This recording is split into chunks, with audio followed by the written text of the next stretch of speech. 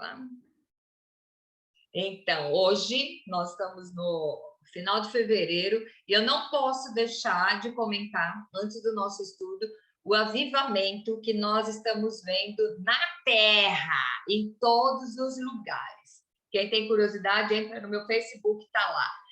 Toda notícia que eu fico vendo, eu coloco. O final de semana passado, aliás, o culto lá naquela faculdade de Osborne não acabou ainda.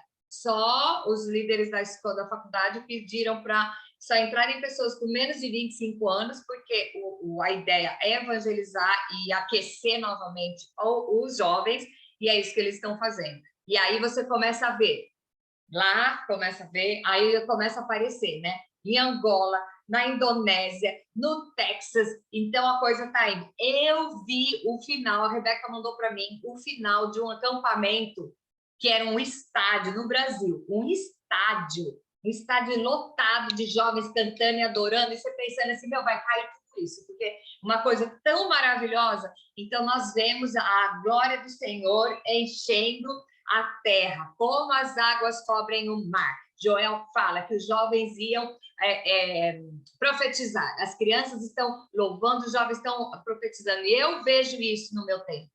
Eu tenho o prazer de estar participando disso. Então, se eu e você estamos nessa, é ficar esperto, entendeu? Jesus está às portas. Então, o que eu tenho que fazer? Me arrumar para qualquer hora chamar, tá entendendo? Então, hoje nós vamos falar sobre beber Coca-Cola. Aí você vai me dizer assim, ai, que nada espiritual o tema de hoje, mas é o seguinte, eu tenho que contar para você. Eu tomava Coca-Cola, muito. E eu gostava, nem era tão viciada assim, mas, por exemplo, um bolo Floresta Negra, que há muito tempo eu não vejo alguém que faça isso. Se alguém fizer, me manda inbox, porque eu quero pedir. É um bolo de chocolate, todo molhadinho, recheado de chantilly e cereja. É o ó, tá? E, no entanto, para você comer um bolo Floresta Negra, tem que ser com a Coca-Cola. Isso na minha concepção, as vozes da minha cabeça. O que acontece? Um dia eu estava escrevendo um livro, estou no meu apartamento lá no Brasil ainda, escrevendo, acho que o livro de meditação, verdade, palavras para diário, né? E eu levantei, fui na geladeira e peguei uma Coca-Cola. Peguei uma Coca-Cola e dei um gole, eu nunca tomo na garrafa, eu virei no copo, meu, um gosto tão ruim na boca, que eu falei, mano do céu, o que aconteceu? Tá estragado, eu dei fora. Aí depois eu fui na casa da minha irmã, falei, dá um gole, deixa eu tomar só Coca-Cola. Gosto ruim. Aí eu fui olhar a fórmula, o que eu sei que sabe que faz mal, né? Então, o sódio da Coca-Cola, minha boca estava rejeitando. Parei de tomar Coca-Cola nesse dia, tá? Já não tomava muito, aí eu parei. Aqui nos Estados Unidos, um dia eu peguei um presunto, eu sempre comi presunto na vida inteira. Pão com queijo de presunto, sabe? Fui comer o presunto, nesse dia, o gosto de sódio.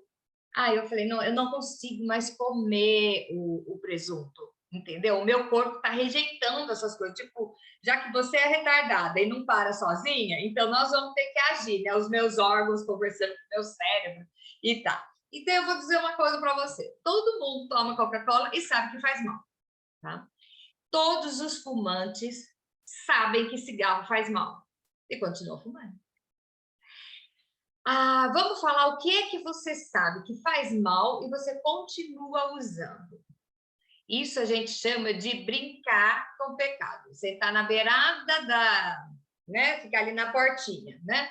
Então vamos ver. Droga. Todo mundo sabe que a droga faz mal. A droga não é ruim, porque se a droga fosse ruim, não tinha viciado. É porque é muito bom. E aliás, eu vou explicar uma coisa sobre o crack. O que acontece? O crack, a cocaína, ela dá um barato na primeira vez. Depois, as outras vezes, ele nunca mais consegue ter aquela sensação, mas ele vai aumentando a dose na esperança de ter a sensação da primeira vez que ele usou. Infelizmente, eu não sou PhD em droga, porque eu não usei, mas eu convivo com muitos, tá? Então, por depoimentos. Então, o que acontece? A droga, o fulano sabe que faz mal, mas por causa daquele prazer momentâneo, ele joga a vida dele no lixo. Não é raro você ver empresários, pessoas famosas, na Cracolândia, abrindo mão da vida procurando mais uma pedrinha, tá? É porque ela merece o nome que tem, é uma droga. Sabe outra coisa que não é bom? Sabe um negócio que é uns pacotes assim, de um salgadinho amarelo, parece uns isoporzinhos? Aquilo faz mal, você sabe. Você sabe, mas a gente come e ainda dá para as crianças. Agora vamos ver outra coisa, sal em excesso. Sabia que sal faz mal? Para pressão, o médico mandou baixar meu sal. Açúcar. Açúcar vicia mais do que cocaína, porque é uma droga lícita. E se eu estou com problema hoje para abandonar o açúcar, e eu vou abandonar, porque eu não quero ser dependente de nada, eu fico sem comer açúcar, eu tenho crise de enxaqueca, tá? Então, é uma droga. E agora eu vou falar outra coisa. E a amiga fofoqueira? Amiga fofoqueira é um mal. E que você continua usando, porque, como diz a doutora Rosana Alves, fofoca dá uma sensação de prazer no cérebro. Ainda mais se for fofoca de pessoa famosa, tá? De amiga, não sei o quê. Ok. A gordurinha da picanha, bem salgadinha, gordurinha, faz mal? Faz. E você come? Come. Quer ver? Isso é, eu vou falar um negócio agora que é mais para homem, mas agora eu estou vendo que tem a mulherada também, né? Pornografia. Pornografia é, gente, a Bíblia não diz para não ver filme pornô. Não, mas Jesus disse o quê? Aquele que não adultera, mas olhar para a mulher com olhar impuro já adulterou com ela. Então, pornografia é pecado também. E vocês sabem o que é mais? Filme de terror. Sabe filme de terror, aquele negócio que é o capeta que veio do inferno, que não sei o quê? Você acha que isso é saudável? E nós colocamos isso na nossa mente. Nós vamos assistir as novelas e os filmes em que você fica torcendo para o adultério, porque a mocinha, ela é tão joinha, mas o marido dela é um trouxa, então você fica torcendo para ela casar com o vizinho. Você vê aquela novela que o cara, dois meninos tão lindos, estão se amando, e a família tradicional, gente, todo filme hoje tem apelo à homossexualidade. Vocês já perceberam? Se não é dois, é um. Quando não fala nada, aparece dois de mão dada. É o mínimo que tem que aparecer. É uma forma de inculcar, essa palavra está escrita lá em Deuteronômio, inculcarás no seu filho. Então, a mídia está inculcando no seu filho padrões que não são os bíblicos, não são os padrões da família. Então, o que é? Tudo isso faz mal. E a gente continua fazendo. Ah, não, mas eu vou tomar essa Coca-Cola aqui hoje, vou comer me matar no brigadeiro, né? E amanhã eu começo minha dieta. Conversa. Você só deixa para amanhã aquilo que você vê que não sabe que não é importante. Aquilo que você não dá importância que você deixa para começar amanhã. Porque o que é importante, se o seu filho estiver numa cama morrendo, você vai descalça de colo e leva ele para o hospital. É ou não é? Porque são as suas prioridades. Então, o que é que faz mal da sua vida? Eu vou dar um exercício, um desafio para você que eu fiz comigo. O que relacionar no papel, o que é aquilo que faz mal para mim e eu continuo usando. Muitas vezes é uma música que está corrompendo o nosso pensamento, o nosso padrão, ou é um amigo, uma roda de amigos que de repente não te faz bem, você sabe que não é saudável, ou até um alimento, não sei, ou até uma Coca-Cola. O que é que está te fazendo mal e você continua usando? Se você continua usando, é porque é permitido. Permitido por quem? Pela sociedade, que não vai te prender se você ficar comendo um monte de gordura de picanha assadinha. Não vai, mas você tem uma regra. Ou você só obedece às regras que são institucionais, que se você cometer, você vai ser presa. Então, você não é que você não pratica o crime porque você tem padrão, é que você tem medo de ser presa. Aquilo que você não vai ser presa, você continua fazendo. Então, parou para pensar nesse lado da coisa? O que é que faz mal para a sua vida? Ó, até pessoas tóxicas, tá? E você continua usando. Então, essa é a primeira pergunta. E agora vamos à segunda, que é o contrário. O que é que você sabe que faz bem e você não faz? Ah, vamos lá, então. Chá de boldo com losna é a melhor coisa para o fígado, sabia? Mano do céu, quem já tomou chá de losna, eu acho que foi minha avó que inventou, meu, só pode, porque eu nunca vi ninguém fazer um chá de losna tão poderoso quanto o da Vera. Ela pegava o copo, pegava as folhinhas de boldo, aquele boldo gordinho, punha no fundo do copo, ela tinha um pilãozinho, um negocinho assim, um soquetinho para fazer tempero, ela socava aquilo, jogava água, aquilo virava um caldo verde, parecia o sangue do Hulk, e você tinha que tomar e engolir as folhas. tá? Era assim. Por quê? Bom, bem para o filho. Eu sei que aquilo faz bem. Você quer ver? Exercício. Você sabe que exercício faz bem. E nós que já passamos dos 16 anos, né? Então, eu vou fazer 17 domingos já, tá? O que que acontece? As coisas precisam dar uma lubrificada na engrenagem. Então, você sabe que tem que fazer exercício, mas você não faz. Pelo mesmo motivo que você faz a coisa errada. Você sabe que uma alimentação saudável, ela é saudável, mas você não gosta. Você vai fazer um macarrão com creme de queijo, pronto, tudo bem, cheio de sódio, cheio de coisa, e deixa de comer a salada de alface. Alface também, chutei o balde, né? Tem outras coisas melhor para comer, né, do que alface. Então, outra coisa, sabia que o maior hábito que você pode ter para você ter um dia alegre, um dia feliz, um dia produtivo, é dormir bem. Nós não dormimos, ficamos até tarde trabalhando ou estudando e levantamos cedo no outro dia. Se você não tem, no mínimo, 8 horas de sono, de 6 a 8 horas de sono por dia, você não organiza o seu cérebro para tomar decisões. Você não organiza. E você, quer ver? A pior coisa que pode fazer é jovem na véspera do vestibular ou do Enem, passar a noite estudando, né? Você tem que estudar até umas 8 horas da noite, e aí, à noite, durante o seu sono, você vai fixar, o seu cérebro vai fixar o aprendizado que você teve enquanto você estava estudando. Essa fixação é só durante a noite, horas de sono. E aí você vai fazer a prova e dá tudo certo, ok? Outra coisa, aprender um novo idioma. Se é para mim. É bom, é necessário e eu não faço. Então, quais são as coisas? Você vai pegar no papelzinho e escrever as coisas que você sabe que faz bem e você não, que faz mal, e as coisas que faz bem e você não faz. E aí nós temos o principal, que é ler a Bíblia e orar. Orar, não é rezar, não é declamar uma poesia. É orar, conversar com Deus. Daniel, Jesus fala, né? Orai sem cessar, né? Paulo fala, orai sem cessar. Daniel orava 3 vezes ao dia. Ele orava, ele conversava, ele não apenas recitava. Ele abria as janelas do quarto dele, olhando a natureza. Olha que coisa, né? Devia ver o sol e ele orava 3 vezes ao dia. E nós sabemos tudo o que aconteceu através do profeta Daniel. Ele profetizou até as coisas do Apocalipse, ele recebeu as mensagens, ele que administrava a parte espiritual do povo, e ele orava 3 vezes ao dia. Nós, no máximo, oramos uma. E aí vai falar, né? Porque, né, então, né, eu oro todo dia, né? Você dá aquela rezinha, assim, aquela lista de compras para Deus e acha que resolveu. Outra coisa que é saudável e que nós não fazemos, estudar a Bíblia. Não, mas é assim, né? Mas eu estudo, pelo menos, né? Na quinta-feira, a gente está estudando junto, domingo, vai na igreja. Você tem uma Bíblia na palma da sua mão. Hoje em dia, todos nós temos uma Bíblia na palma da mão. Você pode ir dentro de um ônibus, numa sala de espera, não sei onde você estiver, você tem a Bíblia aqui. E você tem os estudos complementares. Então, o quanto você está lendo a Bíblia? E aí eu te digo, se você não fizer essas coisas, orar e ler a Bíblia, você não vai estar armado para o dia da batalha. E qual é o dia da batalha?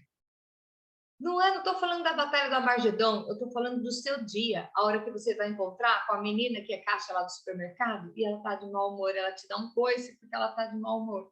Se você não tiver a palavra com você, você não vai conseguir nem falar alguma coisa de agradável para ela. Qual é a sua batalha? Meu filho está com problema, minha filha está com problema, meu filho vende droga, minha filha é quenga, meu marido é um cachaceiro. Que luta que tem, né? Se você tiver com a Bíblia e orando em sintonia com o reino de Deus, você vai ver que você não vai estar sozinho. Então, você tem que se armar, preparar para a batalha, tirar aquilo que faz mal de você e incorporar os hábitos que fazem bem. Jesus foi levado pelo Espírito Santo para o deserto. E lá ele usou a palavra, né? Ele conversou com o capeta, com o diabo, só com a palavra, respondendo a palavra. Você tem respostas, você tem promessas na sua vida da Bíblia que você está guardado aqui para usar na hora que vem o pensamento mal, na hora que vem a situação. Você tem a Bíblia guardada aqui? Ou você só sabe o Salmo 23? Eu conheci uma mulher que dizia assim, eu adoro o Salmo de Davi. Eu falei, qual deles? O de Davi. Qual? O de Davi, filha. Ele escreveu quase metade do livro dos Salmos, era do 23 que ela dizia, né? Ela não era crente nem nada, então não tinha que saber essas coisas, não tinha intimidade com a palavra. Mas você tem que saber as palavras de esperança, as palavras que são bíblicas, que vão dizer quem você é, os direitos que você tem e como você se posiciona no meio de uma situação adversa. Então, a gente estava conversando sobre situações, às vezes você fica magoado no ambiente que você está, se recheie com a palavra, que a palavra vai dar o escape, ele vai te ensinar que direção você vai tomar. Então, mas eu não sei, eu leio, não adianta. Pega um trechinho, ora, pede para Deus falar com você através daquele trecho, nem que seja 2, 3 versículos, e use aqueles versículos para entrar na sua mente durante todo o dia. Ele não vai sair mais, ele está lá. Quando você repetir essa situação, você tem a palavra de Deus para combater e para servir de guia, tá? Você precisa saber as promessas. Você sabe as promessas que Deus tem para você? Não sabe. Nós não sabemos. A gente guarda 2 ou 3 e tá bom. A Bíblia tem olha, eu perdi de anotar o número. Eu já sabia esse número, mas é muito. Tantas promessas que nós temos na Bíblia e nós não tomamos posse. Por quê? Você acha que era só para aquele povo lá, que Deus tem os queridinhos. Então, você precisa saber as promessas. E aí, depois que você souber as promessas, tem que confiar nelas. Saber que elas são verdadeiras, que quem prometeu não é homem para mentir, nem filho do homem que se engana. Tá? As promessas estão lá para servir, sabe, de corda bamba, do guarda-chuvinha para você andar e não cair. Então, nós vamos ter aflições. Se você estiver com Jesus, ele mesmo diz que no mundo nós teremos aflições, mas para termos bom ânimo, porque se ele venceu até o mundo, ele está conosco para que a gente vença também. Então, não acredite no evangelho da maciota, que tudo vai dar certo. Não vai, não vai. Então, nós temos o inimigo das nossas almas, que se levanta. Ele consegue suscitar uma contenda no meio até do copo d'água, tá? Porque é isso que ele quer fazer, causar confusão e destruir a unidade. Se nós formos lá para a Torre de Babel, eu amo esse trecho, gente. Esse estudo da Torre de Babel, vou até gravar um sobre isso, que é o seguinte: todo mundo resolveram lá, né, fazer uma torre que chegasse no céu, certo? Aí, o que aconteceu? O tal do Nimrod, ele era rei na época, né?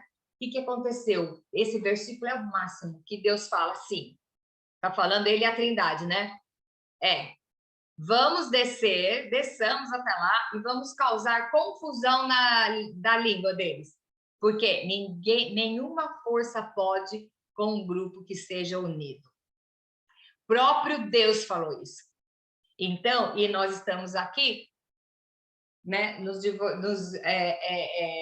pegando situações e se isolando. Por isso aí não pode, gente. Aqui a Bíblia diz, você sabe as promessas, o que você tem? Vamos estar juntos, é o poder da unidade. E aí, depois, eu amo esse versículo, que eu quero que a gente fique gravado na nossa cachola, que ele é o seguinte, gente, tá lá, Paulo para os Filipenses. Finalmente, quer dizer, finalmente, assim, depois de tudo que eu falei para vocês, Paulo falando, né? Tudo que eu falei para vocês, Filipenses, então, o meu resumo é o seguinte: finalmente, irmãos, tudo que é verdadeiro, respeitável, justo, tudo que é puro, tudo que é amável, tudo que é de boa fama e de alguma virtude há, e se tem algum louvor, seja isso que ocupe o vosso pensamento. E sabe com o que nós estamos ocupando o pensamento? As desgraças que estão acontecendo no mundo. Porque agora a economia vai para não sei onde. Porque não sei o que. Sabe aquele pessoal que só murmura e reclama o dia inteiro? Então, você vai ficar na frequência da chorumiela. Então, o que nós temos que fazer? É rechear a nossa mente. Quando você fala que você tem que usar o capacete da salvação, Paulo fala lá nos Filipenses mesmo, o capacete da salvação é o quê? Proteger de ouvir coisas que podem atrapalhar a sua mente. Deixar de entrar coisas nos seus olhos, os olhos são a janela da alma. O que você está vendo, o que você está colocando dentro da sua cachola mesmo, dentro do cérebro, o que é que você está pondo? Então, ele vai falando, depois de tudo que eu falei, tudo que é verdadeiro. Então, não vamos mais ouvir fofoca. tudo que é respeitável, eu não vou deixar ninguém falar palavrão, falar mal da índole de ninguém na minha frente. Tudo que é justo, tudo que é puro. Então, você fica vendo pornografia e você fica assistindo filme de terror, tá? Novelinha, propaganda ou adultério, né? Tudo que é de boa fama. Se existe alguma virtude ou algum louvor existe, isso que ocupa o seu pensamento hoje. Então, você vai pegar as suas duas listinhas, a listinha das coisas que fazem mal e você continua fazendo, e a outra listinha das coisas que fazem bem e você não está fazendo. E aí você vai separar o que é que ocupa o seu pensamento, se preenche o requisito desse trecho da Bíblia. Você precisa rechear a sua cabeça, a sua mente com as promessas que são para você. E aí você vai ter a sua fé fundamentada.